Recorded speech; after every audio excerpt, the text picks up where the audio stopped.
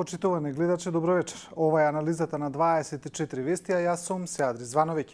Вечерашната емисија ќе биде посветена на проектот Скопје 2014. Емисијата ќе биде посветена во однос на скорешниот отчет даден од страна на централната и на локалната власт, кој отвора низ за стари, но некои нови прашања и дилеми. Старите се посветени на изгледот, на естетскиот изглед, на урбанистичкиот дел на Скопје 2014, а има и некои нови дилеми кои претежно се однесуваат на тоа што е, а што не е дел од проектот Скопје 2014. Токму за овие дилеми вечерва ќе зборуваме со двајца архитекти, со господинот Вангел Божиновски и со Мирослав Грчев. Господа, добро вечер. По долго време, значи, власта на една заедничка пресконференција излезе и со податоци за тоа колку чини проектот Скопје 2014. Значи, прашање кое од страна на јавноста долго време се поставуваше, а се даде одговор еден ден по смената на власта во општината Центар. Прашањето, иако вечерва вие сте архитекти и ќе се држиме за она што е ваш домен, но сепак, еве, за почеток на разговорот, крајната цифра е 207 милиони евра. Како ви изгледа таа цифра во однос на тоа што е направено? Мислите ли дека тоа е реален отчет? Божиновски, повелете. Па, значи, тоа што е вложено може да се види. Средствата кои во отчетот се дадени, треба да се направи анализа дали со помалку средства можело тоа да се направи. Јас не би коментирал по тоа прашање. Знам само едно, дека сакате да оставите траен белег, во тој случај тоа не може да биде ефтино. Ако владата нашла начин како во рамките на својот буџет да обезбеди средства за тоа, мислам дека тоа треба да се поздрави. И се она што е сторено фактички е нешто што може би можело да изгледа не толку драстично, доколку со години наназад се работело на тоа, значи на оспоменичување на македонските вредности и оддавање почит на вистина големи личности од македонската историја. Грчев, 207 милиони евра?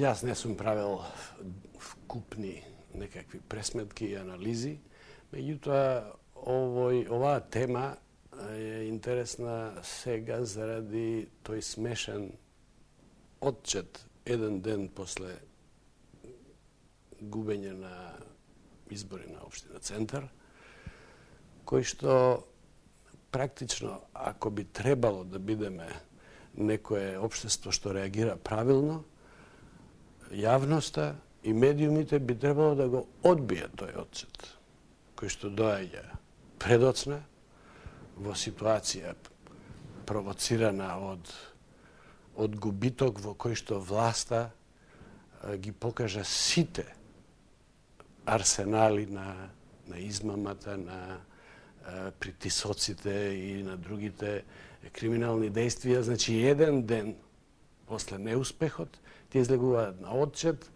за вкупна сума на чинење на еден проект кој што ја окупира јавноста веќе 5-6 години.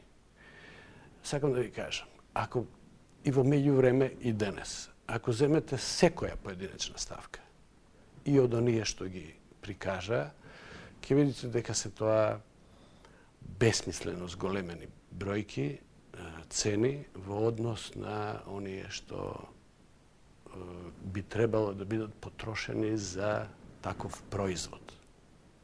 Добро, цените, значи бројките еве ги имаме ние тука. Јас го имам отчетот, значи кој е официјално даден на пресконференцијата дента. Оно што јас го забележувам и што ми е интересно од страна на овој отчет е што едната спецификација вели за трошоци по спроведени проекти од проектот Скопје 2014. Но на другата вели вака: спецификација на реализирани трошоци за проекти и спомен обележја кои не се во проектот Скопје 2014, а некои би можел да се обиде да ги поврзе со проектот Скопје 2014. Значи, оваа формулација е дадена во официјален документ од страна на Министерството за култура. Значи, баш така вели, некој би се обидел да ги поврзе со проектот Скопје 2014. Пете вака, како прв наведен проект во оваа спецификација е даден споменикот на Филип II, кој нели не се вика Филип II, туку воин, и со фонтана, и кој според Министерството за култура, Општината Центар, владата не е дел од проектот Скопје 2014. Господине Божиновски, како може споменикот на Александар Македонски или војнот на конј, официјално наречен, да биде дел од проектот, а споменикот на Филип II, кој се наоѓа на некои, не знам, 200-300 метри воздушна линија, да не е дел од проектот Скопје 2014. По која Добро, логика? јас мислам дека тоа е возможно, доколку јас сите детали во врска со тоа докаде се протега проектот, да го наречеме Скопје 2014, јас не ги познавам. Единствено што сметам дека е добро што се направил споменик на Филип II и она што го гледам како недовршено, мислам дека тоа ќе биде вредност. Инаку за друго не би можел да коментирам. За мене, ако тие што го прават проектот 2014, односно оние администратори кои знаат до каде оди тој проект 2014, го сметаат дека ова е надвор од тоа, возможно е заради тоа што еве надвор од тоа се и некои објекти во кои јас сум учествувал, например објектот Мајка Тереза не е дел од Скопје 2014. Добро, тој е тој е прилично порано, направен да. пред тоа. Значи, според тоа може да се продолжи со градбата и после тоа. Така да за мене тоа не е спорно. Може да биде тоа дел од 2014 проектот, може да не биде. Прашањето е на тоа место дали тоа добро ќе стои. Мене како професионалец ме интересира тоа. Значи, дотаму е тоа што еве луѓето кои се задолжени да го контролираат тој проект и кои однапред го осмислиле, тие велат дека е тоа дотаму, а ова е надвор од тој проект. Добро, јас немам ништо против. Добро, она Јас што сум е... подготвен само да разговарам околу тоа дали е тоа вака архитектонски добро поставен објект. Оно што е индикативно во однос на тоа зошто споменикот на Филип II е изведен, еве, значи во онаа спецификација каде што се објекти кои не се дел од проектот, е споменикот на Ѓорѓија Пулевски кој се наоѓа, значи, веднаш тука кај Стариот театар, како што гледам, споменикот на Димитрија Чуповски кој се наоѓа на плоштадот, споменикот на Крсте Петков Мисирков кој се наоѓа на плоштадот, плоштадот Пресвета Богородица кој се наоѓа веднаш до зградата на Министерството за надворешни работи, така натаму со оваа спецификација која е додадена, сумата не е 207 милиони евра. Нормално. Затоа и во претходниот коментар ви кажав да тој псевдо-отчет, тој лажен отчет е уствари повторно една ујдурма која што во таа инфантилна игра која што владата ја игра со сопствениот народ и со јавноста се истрчува пред да најавената ревизија на проектот фати замав, да и дадат друга рамка, односно рамка каква што на владата, односно на ДПМН му одговара. Значи, тоа е сосем произволно, дури детски, наивно, делкање на некој проект 2014 санким таков некојаш постоел. Тој никогаш не постоел како проект. Како мислите? Па, целата таа кампања за изградба во центарот на градот, која што сега нема во оваа фаза да навлеземе од кои се не мотиви и цели е направена, целата таа не е дел од некој проект кој што е исцртан и даден во некаква процедура или пред некаква јавност, така да било кој за сиве овие години знае што се крие зад тој проект. Тој е во еден момент наречен од кога излезе она анимирано видео, една визија на владата, меѓутоа проектот Скопје 2014, веќе тоа беше рецимо 2009 година кога излезе, тој почна да се одвива со измени на урбанистичките планови и потоа со некакви пунктуални потези, почна веднаш 2007 година.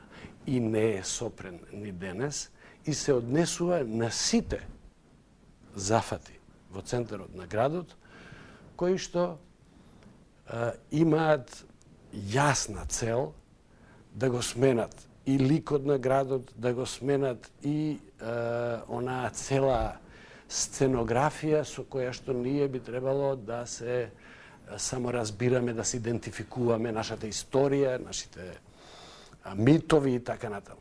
Значи, нема нешто што не е во тој проект. А сите тие пари, кои што од опозицијата и од независни аналитичари се заради криењето на владата, се лицитирали помеѓу 300, 400, 500 милиони евра, на владата и беше стало сега на сосем детски начин да рече, не, еве, ова е една произволен дел, ова и еве, гледајте, не е толку колку што опозиционерите кажаа, него е дупло помалце. А потоа даваат, а и не морат да дадат, се гледа од Бирото за јавни набавки и воопшто оној трошокот што остава трага, тој може да се собере, сите други зафати повторно прават некаде помеѓу 400 и 500 милиона евра. Да, истражување на 24 вести дојде до сума од 407 милиони евра.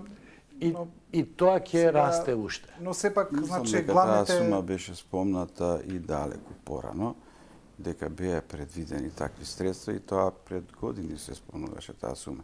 Значи, што, да речеме, би сакал да го коментирам во однос на колегата Грчев. Значи, прашањето на промена на, да кажеме, сценографијата. Мислам дека тоа како идеја воопшто не е лошо. Мислам дека е неопходно да постојат определени зафати на еден простор кој се разбира дека пред да се започне цел овој зафат немаше своја ни конечна слика, немаше ни определена визија за која, да речеме, би застанал некој претходен инвеститор во смисол на град Скопје, во смисол на влада на Република Македонија, и тоа се влечеше долго време. Значи сега се направи нешто кое што ги помина сите потребни процедури за да може да се направи една конечна верзија на централниот градски простор. Таа конечна верзија е оваа која сега ја назираме и веројатно и до крај ќе се доврши. Сигурно дека е неопходна анализа од како сето тоа ќе се направи, што во сето тоа е вредност, што во сето тоа не е на она ниво кое е неопходно. Но јас не сум подготвен однапред сите работи да ги осудувам. И спремен сум да разговарам како и за секој поголем зафата во некое наше блиско сеќавање. Ние немаме толкави зафати, освен оној зафат кој започна после земјотресот и остана генерално на клучните места недовршен. Овој веројатно и верувам и би сакал да се доврши. Потоа мислам дека е добро да се направи од наш аспект како архитекти една анализа на сето тоа што е сторено, не само заради тоа што е во смисол на што политиката направила, како политичките партии правеле, што правеле, дали лажеле народ, не лажеле. Нас ќе ни биде битно да на овој проект видиме докаде стои и како стои нашата професија, споредбено со такви слични проекти кои се правеле во други градови и други средини. Господин Божиновски, ова е веќе ваш дел, значи урбанистички, вие како архитекти. Една од главните критики за проектот Скопје 2014, значи освен финансиите, освен цената на чинење е и начинот на поставување, начинот на градење, мешањето на стилови, урбанистичкиот аспект од поставувањето на зградите, на спомено обележите и така натаму. Вака би од една скорешна конференција на архитекти, веројатно Предпоставам дека сигурно сте били и двајцата. Еве за Јас јавноста, не значи сум за бил ни поканет. па не знам, пошто имало повеќе, не знам Добро, дали е добро, таа, да. ако не мора. Еве ова е на нели на универзитетски професор Маркус Томасели од Техничкиот универзитет во Виена. Пом вели вака. Сокривањето на модернистичките објекти зад неокласицистички фасади долуж реката Вардар, поставување на огромни споменици кои го создаваат или пак го креираат националниот идентитет, ме потикнува да го поставам прашањето. Дали воопшто сето ова треба да ја интересира архитектурата? Ќе кажем едно искуство со колеги кои доаѓаат од странство и ќе кажам и како анекдота. Многу често се случува определени колеги од други средини да дојдат и да бидат поканети гости на определена институција. Нивниот престој обично трае 1 ден, 2 дена, ајде и 3 нека биде.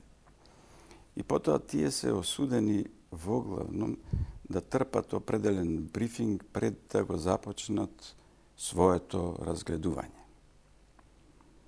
Многу пати се случило оно што во нашата професија, како и во секоја професија, верувам, незадоволството е прво кое го истакнуваме. Често пати сме така подготвени да ги нападнеме оние објекти во кои можеби и ние сме имале желба да земеме учество, но не ни успеало. И ретко да сум сретнал. Сега не го познавам човекот, не знам колку долго бил тука. Да го слушнам она што вообичаено меѓу себе сме го разговарале како критика, сега овој пат само низ негова уста, а после тоа тој е воглавном тој што го цитира тоа. Значи, овој став што го кажува почитуваниот архитект, мислам дека е некој став кој и претходно сум го чул и се вртел. Значи, добро би било кога би не нарачале, него кога некој човек кој е и архитект би дошол и да сам без да биде случаен турист. Да, но господин, значи рече се сите критиките на странските архитекти се рече си идентични. Значи јас не слушнав ниту една позитивна критика. До сега, па дали сите биле... Јас имав средба на... Извини, сам момент. Значи имав средба, таа средба беше случајна, јас не знаев дека ќе дојде еден колега кој, нели, и мојот објект беше под критика дека тоа е така натаму доста грдо квалификуван. Чудно, но тој бидејќи не беше дојден за таа причина овде, нити беше дојден поврзано со нашиот, да го наречеме, проект 2014. Тој побара по телефон, јас не знаев дека е тука, да се видиме и посака да го види, бидејќи го видел пред тоа објектот на мајка Тереза и посака, нели, да го види и тој направи навистина за мене, не сметам, ние сме навистина биле доста блиски кога јас доста често се движев во меѓународните кругови на архитектите. Дури и тој напише една навистина добра рецензија во едно словачко списание, од каде што е, тоа е колегата Мартин Драховски. Иначе тој беше подпредседател на Светскиот сојуз на архитекти, провинентен архитекти и така натаму. Значи, можно е да има и таква боја ова што еве го гледам и се апострофиран из медиумите. Многу е важно на кој начин го примате странецот кој доаѓа во вашиот град. Така значи, да имаше значи постојат странски архитекти Fox News, кои значи еве да. вократко Fox News, значи на насловна страна стави Скопје балканска престолнина на кичот. Јутренји лист, некој, значи хрватскиот писател Јурица Павичич беше шокиран на тоа што го виде, рече мешавина на Пјонкјанг и Лас Вегас. Господин Грчев. Скопјанг. Значи, јас само цитирам. Значи, има веќе огромен број на реакции на странски архитекти, историчари на уметност, луѓе кои што прошетале, виделе и че што струка е да препознаат дали се работи за нешто вредно или не, или, како што рече колегата Томасели, дали воопшто се работи за архитектура.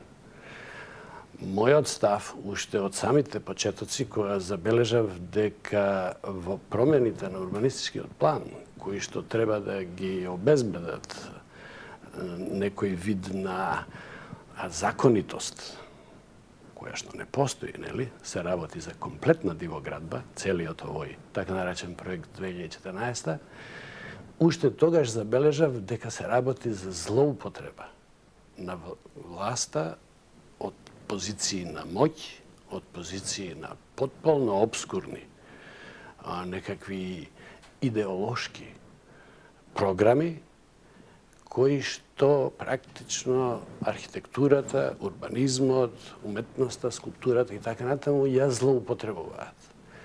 Сите колеги беа на еден одреден начин извршители. Така да, резултатот, како што во скулптурите многу малце може да се најде и занаетски коректно, а уметнички скоро не може воопшто да се најде, затоа тие сеперјаници, тие банери, знамиња на кичот во Скопје, тие први се препознаваат. Архитектурата е, и таа мора човек да ја стави по наводници, не може да практично да се зборува за архитектура. Зошто? Затоа што гледате, архитектурата како и сите уметнички изразни области, каде што човекот преку некакви уметнички средства се изразува. Таа има свој јазик. Познавањето на тој јазик, познавањето на неговата лингвистика, неговата граматика, неговата лексика, елементите на јазикот, е основен услов за да нешто во едно одредено време, во еден одреден контекст се нарече за архитектура. Поедноставено сакате да кажете дека не е правено според правилата на основните правила на архитектурата? Не само што не е правено според основните правила, ова е пелтечење на архитектура. Ова е буквално лепење, пелтечење, бунцање. Конкретно што? Во која смисла го зборува? Како пример што би дал? За да вие дадете некој артикулиран архитектонски исказ во облик на зграда, а да тоа биде во јонскиот ред и поредок, или во дорски, или во некој друг стил или ред од минатите времења, потребно е архитектот не само да го знае тој јазик, туку да биде оној што ќе може да го рекомбинира во смислени архитектонски, односно лингвистички изрази. Никој од овие архитекти што го правеле нема поим ниту од еден од елементите од тие стари стилови. Тие се купувани на пазар на стари ретро кичеви и гипсови и лепени во потполно бесмислен поредок. Ме разбирате, не само што не е за широката публика или за културните луѓе од странство разбирливо што е уствари ова. Тоа е неразбирливо и за оние што го правеле, а особено за целиот архитектонски еснав. Значи, тоа не се архитектонски искази. Тој е кич, тој е помпезна, гломазна, маркетиншка, популистичка владина архитектура, меѓутоа не е архитектура во вистинскиот смисол на зборот. Ниеден архитект денес не може тоа да го прочита као смислен исказ. Ме разбирате, тоа ви е као да вие се обидувате врз основа на неколку погледи вака читања на, да речеме, старогрчки или слушање од некој што знае да го изговори, па да го тргнете тоа и да речете, еве сега ја ќе изгледа, сега ќе направам роман на старогрчки. А не знаете ни еден збор. Значи, вака, мешавината на стилови е секогаш главна критика. Да, само сакам нешто да коментирам. Значи, ако еден професор на архитектонски факултет за најмалку 100 архитекти кои учествувале во проектот има вакво мислење, тогаш од се ова човек може да рече зошто воопшто постои архитектонски факултет, него треба да го затвориме. Ако толкаво количество, зашто се архитекти одовде кои поминале низ тоа школа. А ако тие не знаат да прават, и ако прават само кич и пелтечат, тогаш нешто не е во ред за архитектонскиот факултет. Не со Македонија нешто не е во ред, Ангел. Не со архитектонскиот факултет. Тие тоа не го научиле на архитектонски факултет. А ја не знам Никој не ги учел да пелтечат стари стилови на архитектонски факултет. Значи, ова е сериозна замена на теза. Значи, тие се натерани од владата да пелтечат на јазик кој што не го познаваат. Значи, вака, покрај тоа што... Факултетот, тоа ни е заедничко школа, сега да го... Затоа јас велам и затоа внимавам кога зборувам за објекти. Инволвираш. Значи, јас затоа велам, внимавам кога зборувам, бидејќи, значи, архитектонскиот факултет, низ кој што јас поминав, јас го почитувам и затоа не сакам и не ми се допаѓа зашто со години наназад сум забележал и други професори вообичаено доста жестоко и пред ова да се појави, имаат така некои фрази со кои што ги критикуваат своите студенти, истакнувајќи се само да еве јас само тоа може. Значи, таков некој се чувствува некој таков контекст. Но, што е важно овде? Значи, она што е направено не е производ на власта. Тоа е производ на знаењето на нашите архитекти, производ е на нивниот етички код, затоа што на факултет не се учи само тоа што е техника, технологија и начин на проектирање, тука се учи и морал. Значи, според тоа, доколку сите тие колеги паднале на определен притисок, што јас да речем подразбирам под тоа твојата расправа, тогаш пак нешто не чини на архитектонски факултет. Значи, овде треба да се внимава. Кратка. Мислам дека не се работи за притисок, туку за треба прилично големи хонорари кои се стајане тука. Значи, повторно станува збор за етика. Вас можат да ви дадат и огромен хонорар, па да ви речат направите го ова, вие сте тука да кажете ова не се прави и јас ова нема да го правам. Значи, и тоа можете да го направите. Ќе се организирате подобро и некако таа работа нема да изгледа така. Но, и за хонорар, само кратко, и за хонорар од 650.000 евра за еден споменик. Мислам дека да довршиме малку може само за архитектурата, мислам дека тоа е точка за која што сме заинтересирани. Значи, тука пак велам јас и претходно кажав, треба да се направи поопстојна анализа. Верувам дека постои, затоа што ова е нешто што поинаку е направено од како што е претходно. Инаку, ако поназад се вратиме, ние доста често во минатото, иако се и денес може тоа да се види, ако се погледаат објектите кои се правени во изразот на модерната, многу често се тоа копии на објекти кои веќе негде се направени и тие имаат своји недостатоци само затоа што се копии и тие лесно така, како што го прави колегата, можат и тие да бидат наречени кич. Значи, мислам дека е прерано со ваква жестокост да се оди, затоа што нема да биде продуктивно. Значи, продуктивно би било ако ние седнеме како ЕСНАФ и оваа работа навистина добро ја дискутираме. Ние можеме да попараме помош или консултација и од колеги кои се надвор од Македонија. Но јас сум забележал уште поголеми промашаи и уште поголеми недоразбирања со архитектурата и во многу развиени средини. Јас сум видел некои работи кои излегле во списание како некакво врвно достигнување, но кога сум стигнал тамо, дури и со колеги се оттаму сме виделе дека тоа не е така. Добро. Значи, не сум подготвен за така жесток напад врз овој производ кој во овој момент се крева. Има елементи кои заслужуваат критика, има елементи кои заслужуваат да бидат апострофирани. На крајот на криштата, јас имав три средби, неколку да не претерувам, со Чарлс Дженкс, па по тоа прашање разговаравме што е тоа архитектура, нели? Со него е навистина добро да се разговара за тоа, тоа е еден од врвните теоретичари на постмодерната, тој вели дека помалку од 10% од она што ќе се произведе може да се смета за архитектура. Значи, се друго е, како да кажем, една потребна галантерија во која што мора да се функционира. Така да на секој објект му го дадете аспектот на треба да биде врвно остварување, тоа пред се зависи од авторот, второ зависи од комисијата и на крај мислам дека ќе зависи од инвеститорот во сите случаи кога има конкурс. Добро е да се се друго што е поинаку и што поинаку се одвива, пак ми се чини дека треба таквите лоши потези и последици да ги побараме внатре во нашата професија прво. Добро е да се отргнеме од стилот, од стиловите за поставеноста, еве не само на зградите, тука и на спомен обележјата. Значи имаме спомен обележје сега на секој метар во центар.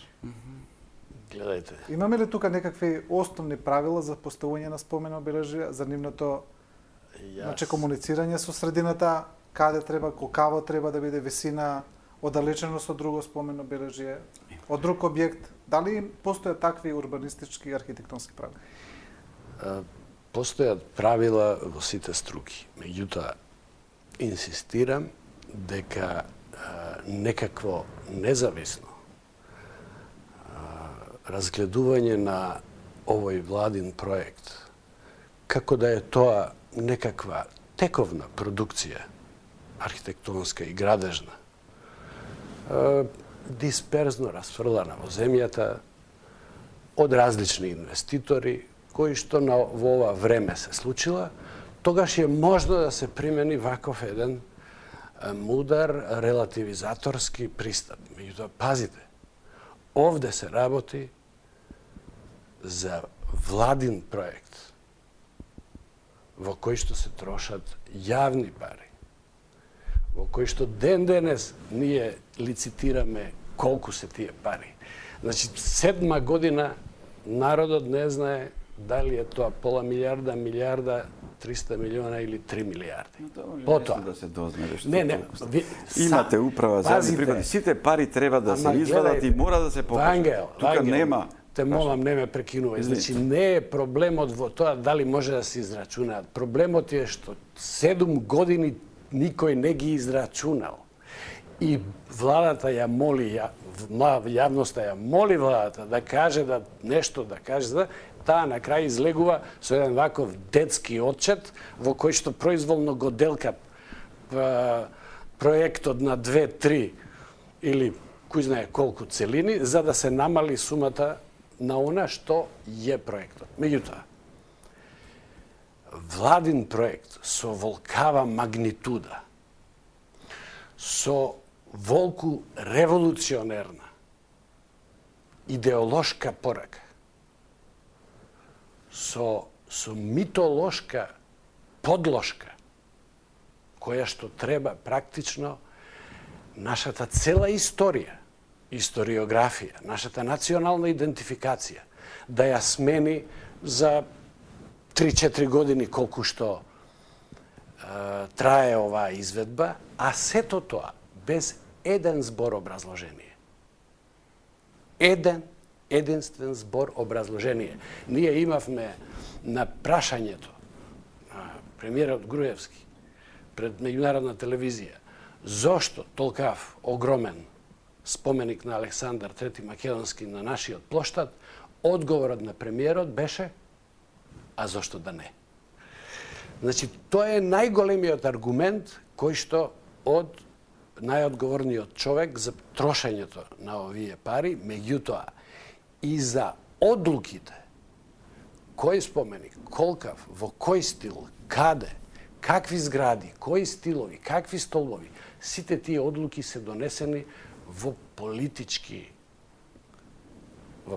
атмосфера од политички, лаички, особено дилетантски ум, затоа се такви какви што се. Значи, тука не може да стане збор за некаква нормална мудрост, потреба од дистанца, која што Вангел со право би можело да ја употреби како метода за една регуларна граѓанска архитектура од некакви независни инвеститори со своји лични пари. Владин инвеститор непрекидно да троши пари јавни во процедури со кои што се крши устав, закони за градежно земјиште, закони за просторно планирање, урбанистичко планирање, закон за градење и конечно, во кои што се кршат најфундаменталните правила на уметничкото изразување. Следното прашање ми беше толку тоа, би се наметнува од ова, значи, дали мислите дека за еден ваков проект кој несомнено е политички проект, значи тоа е, мислам дека тука нема дилема, не наметнат, туку спроведен од владата, кој има и историографски елементи, досега, значи, невидени во македонскиот простор. Значи, имаме едно големо воскреснување на антиката во центарот на Скопје, кое е евидентно дека тоа е главната интенција на проектот. Дали мислите дека за едно такво нагло менување на курсот во историографски, во архитектонски, урбанистички поглед, во едно такво менување на еден лик на центар на главен град, требаше да има една поширока дебата од сите аспекти, не само архитектонски, туку историски и секакви. Значи вака, да речеме, собствена желба. Јас поминав доста време на истражување на историјата на македонската архитектура. Долго време се дружев со луѓе кои институционално и вонинституционално си го поставуваа прашањето за историјата на македонскиот народ. Историјата на македонскиот народ, она за кое што колегата Грчев вели дека е митологизирана во моментот, дека е нагла и така натаму, е еден процес кој се одвива во Македонија, значи ширум Македонија, уште од 1990 година, докаде јас што знам. Долго време множество истражувачи се имаат нафрлено на проблемот на македонскиот народ зад железната завеса од 6 век. Значи, прашањето на словените не сме го проблематизирале само ние овде во Македонија. Тоа е прашање кое се проблематизира секаде во светската историографија.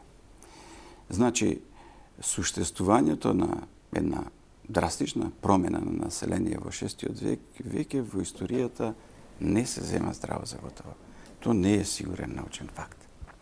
Натаму, во Македонија, не само оваа генерација, туку и генерации порано, многу добро знаеле за врската на македонците денес со македонците во антиката и македонците пред антиката.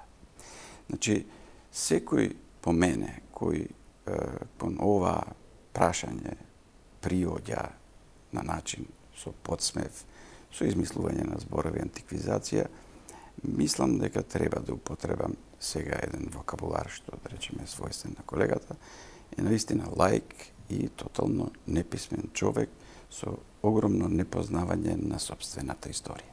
Добро. Мислам дека владата не прави ништо кое што во моментот и текнало, па сега мислам дека владата возвраќа на нешто што во Македонија веќе одамна е созреано како вистина. Господине Божиновски, не е овој факт само нешто кое што ние го тврдиме. Множество учени луѓе кои не се одовде, многу порано од нас на ваков начин размислувале и пишувале за ова. Значи, според тоа, не станува збор за политички некој проект кој демек ќе ни донесе поени. Значи, станува збор за возвраќање и слушање на тоа што собствениот народ мисли.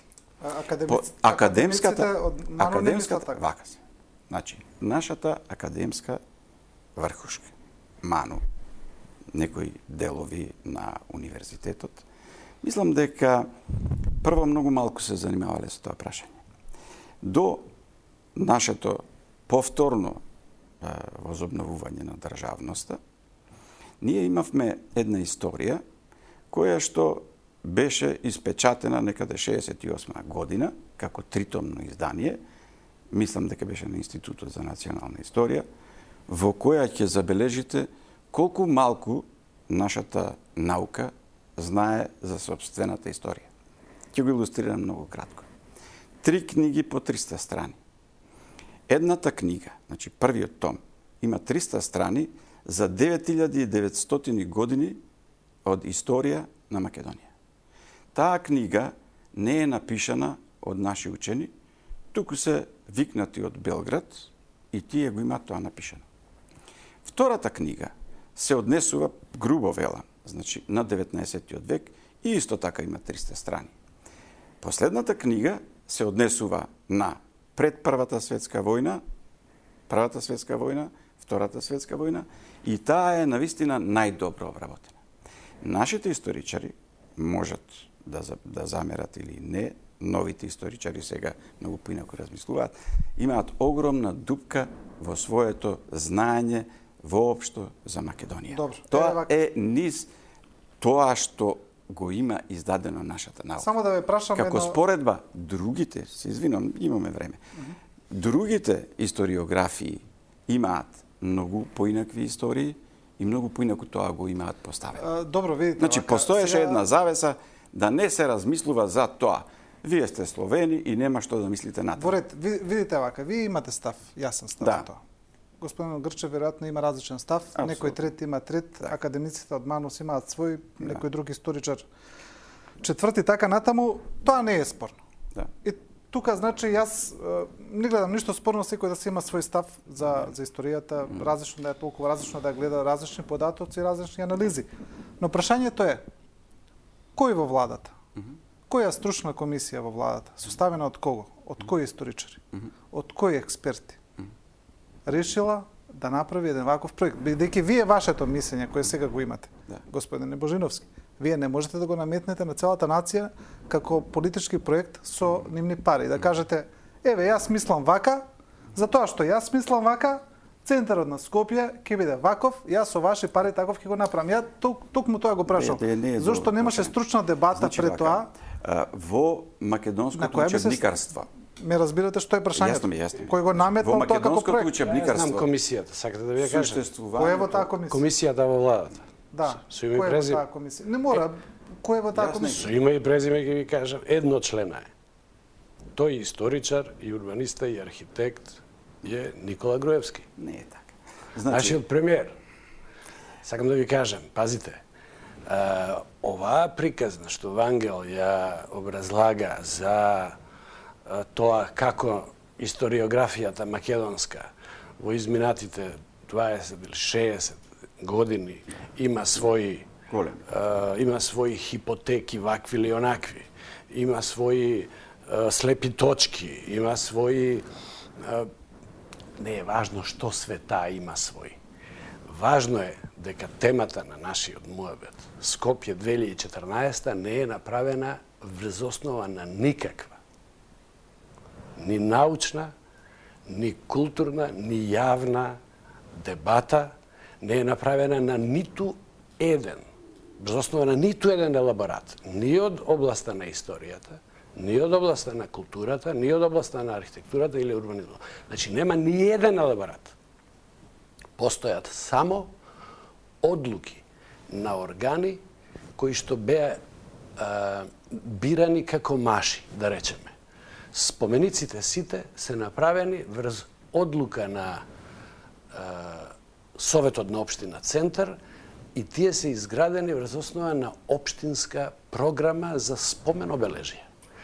Зад ја имате таа јавен акт, можете да ја прочитате, таа програма нема образложение, има само список.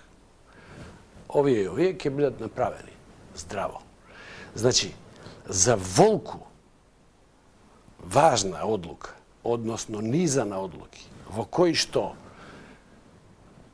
и по кажувањето на колегата се врши значи, ревизија на комплетната историографска парадигма според која што ние, македонската нација, треба да се само чувствуваме, да се само спознаваме. Значи, тоа е се направено врз основа на ништо. Од аспект на научни студии, меѓутоа пазите, ние знаеме дека немаше јавна дебата пред да се направат Ако нешто е влезено работите. во учебници, од основно до средно и така натаму, не може да се каже дека не е консултирана А македонската консултирани се наука. учебниците од основна школа? Вака не на Значи, основна премиерот школа. Куневски, кој ја донел одлуката, чекај, консултирал Мира, учебник дај од основна смири школа. топката, не Мислам, си- многу не е си интересна овде на ова... морец со луѓе што не Пази, се разбира. Не е тоа аргументот така. е интересен, би сакал да Аргументот го не треба да повлечеш. го толкуваш, не можам да го повлечам затоа што ти сакаш. Ти твоите аргументи ги кажуваш вака како Па, за Вангел, чаршија. сега основна дозволи, школа- Основната работа е, ако нешто влегло во учебникарство, не во основно, во средно, ако на факултет се изучува таа проблематика, не значи дека тоа е од ракав. Не значи дека тоа не го правеле стручни лица. Значи, ние во образовниот систем веќе одавна сме го поставиле тој аксис во кој што потеклото го бараме пред 6-тиот век. И немаме потреба ние за тоа да мислиме дека кој знае. Тоа се променило затоа што Миро Грчев има застанато таму со историјата кај што завршил средна школа. Сакал да до навикуваме тука во е целата историски работа. дебати. Значи не ни е целта. Целта е следна. дека не е целта. Не да. станува збор Целта за беше- никаков диктат. Да, тоа е Туку прашање. тоа е реален одраз на стварноста во Македонија, реален одраз на археолошките ископи, кои секој дневно ги имаме, и реален одраз на доказите кои тие археолошки ископи ги даваат. Не е точно дека цел Ману не е за демеќе за тезата на словените. Значи, има луѓе кои поинаку размислуваат. Да ви спомнам дека професорот Бошевски истражува еден јазик кој се појавил во Египет, го има на каменот од Розета, кој значи има луѓе кои не се разбираат и само вака со посмев ги решаваат Да, но работите. прашањето е дека има Значи, различни мислења Ама за тоа. seедно различните мислења ќе постојат и понатаму. Но прашањето е дали зад ова стои сериозна наука или му текнало на еден премиер па си прави сам како што го представува Грчев. Тоа е, мислам, Добро, до не сега- сериозно на до јавен сега вака медиум да се сите- кажува Ама, тоа. Пазите, Бидејќи сме не пред ви- крај. Не ви одговорив на едно важно За сето прашање што го го поставив Само кратко е многу. за распоредот. Пазите, тоа е, да кажеме, она што мене по професионалната вокација пода.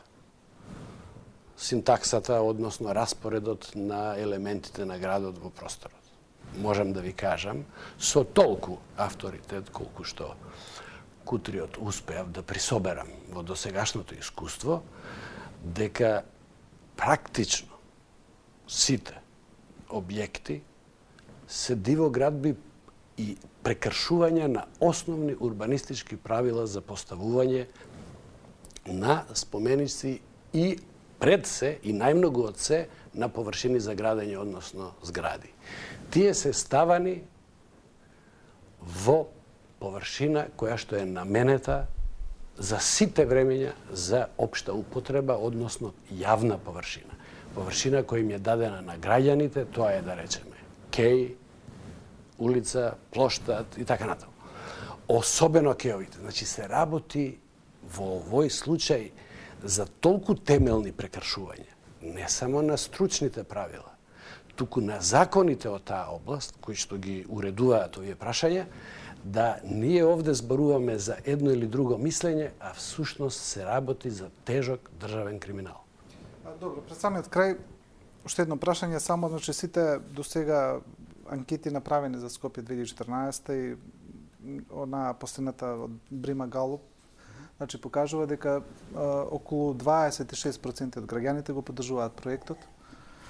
Значи и повеќето анкети покажуваат дека повеќето граѓани не го поддржуваат проектот. Најчесто, значи како аргумент ја поставуваат цената, естетиката, натрупаноста на спомениците и така натаму.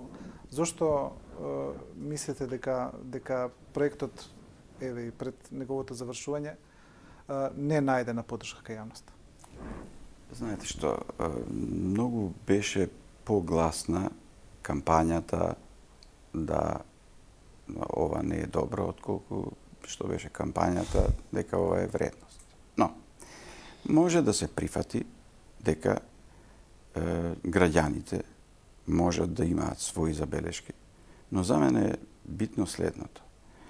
Кога ние би направиле една сериозна дебата на професионален план, затоа што ние во главном со колегата Грчев сме се појавувале и сме разговарале по ова прашање.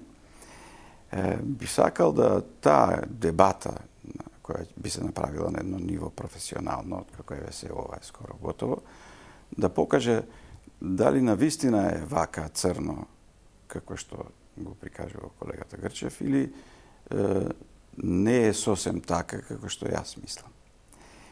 Се ова нели е една расправа која во моментов е наменета за една широка публика.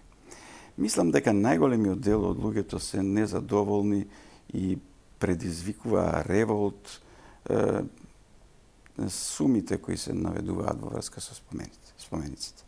Инаку скопјани, на пример, долго тагуваа по домот на офицерите како објект. А во времето кога се градеше, тоа е најомразениот објект во Скопје. Значи, има нешто додека се гради и чувството на граѓаните и има нешто откако ќе биде изградено и повторно чувството на граѓаните. Значи, мене тој аспект го разбирам, значи не е прв пат да се случува и не е само овде, знаеме и други примери во така, што ги велиме поразвиени средини, но за мене е важно да ја направиме вистинската анализа во нашата професија за да знаеме што на вистина нас ни се случи и што сме направиле и што може би сме требале да направиме, а што е добро, а што не. За самиот крај. Завршен збор од мене. Јас мислам дека сериозна анализа на проектот Скопје 2014 од архитектонска или од урбанистичка гледна точка е апсолутно непотребно, пошто се работи за нестручни факти. Се работи за злоупотреба на струката. Некои делови од овој проект се во областа на криминалот, државниот криминал и така натаму. Генерално земено, може да се каже дека е тоа политичка злоупотреба. Дури дека е тоа најскапо платениот комплет на билборди за политичко огласување на бескрајната кампања на партијата на власт. И логично би било Скопје 2014 и да се гледа како еден сет на политички билборди кои што според законот за избори, после завршените избори, еден ден ќе се соберат, ќе се растурат заедно со плакатите, заедно со другото ѓубре од кампањата. И ќе се очистат од градот. Значи, сакав да завршам, но провокативно завршите, значи и вие зборувате за тоа често споменување остранување на спомениците? Гледайте, спомениците се тежок криминал, донесени се по пат на сериозно суспендирање на надлежноста на Собранието на Република Македонија, со што е прекршен уставот на начин кој што слободно може да се нарече уставен пуч, односно, ако би го третирале тоа во правнички речник, тоа е злосторничко организирање за рушење на уставниот поредок. Какви би требало да се мерките за една таква акција? И новиот градоначалник Жановски најави референдум, според него граѓаните на центар ќе одлучат дали некои споменици треба да бидат дислоцирани. Знаете што, кога станува збор за личностите кои се поставени, јас не верувам дека кој да е граѓанин на Македонија, особено македонец, би размислувал дека кој да е од тие споменици би го поместил од место. Пашка друго што мислам дека за тоа е неопходно, кога веќе колегата Грчев инсистира на законска процедура. Потребна е законска процедура за сето тоа да се направи. Јас не мислам дека тие споменици се, колегата е веројатно подобро упатен во тие правни процедури, не мислам дека се тие така поставувани како од рака. Мислам дека треба да се повикаат луѓето кои биле во комисии, луѓето кои го осмислиле тој урбан потек, и со нив треба да се разговара на едно ниво, затоа што не станува збор, пак велам, за дилетанти, тие се исто така луѓе со диплома, дипломата е заслужиле на тој факултет и за мене, не знам, не е во ред таков однос да и на таков начин да се разговара со колеги. Затоа мислам дека е бесмислено да се зборува за поместување на споменици, поставување на друго место. Мислам дека тоа е политичко самоубиство по мене кој да го направи. Господа, јас се извинувам, но времето навистина истече, го пробивме секој термин.